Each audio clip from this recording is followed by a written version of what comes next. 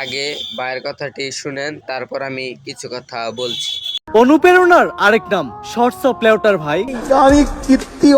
ভাইয়ের লেউটা চাটা ছাড়া আমার আর কোনো যোগ্যতা নাই। ছোট লেউটা বড় লেউটা তাতে কোনো সমস্যা নাই। যদি ভাইয়ের লেউটা চাইটা মাসে লাখ টাকা কামানো যায়, যদিও কন্টেন্টের নামে ভাই আমার লের বানায়, কিন্তু কি আর করার, বাংলাদেশের মানুষ তো এগুলাই খায়।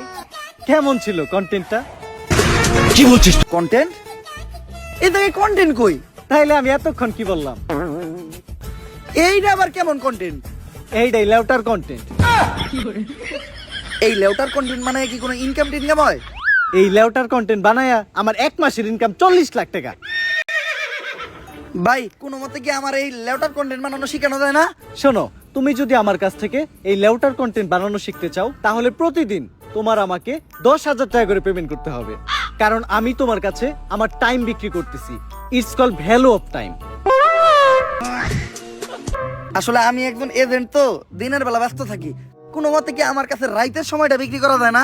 হ্যাঁ অবশ্যই, কিন্তু রাত্রের চার্জটা একটু বেশি, 30,000 টাকা। দিনের চার্জ এত কম, রাইতের চার্জ এত বেশি কে? It's call value of back side.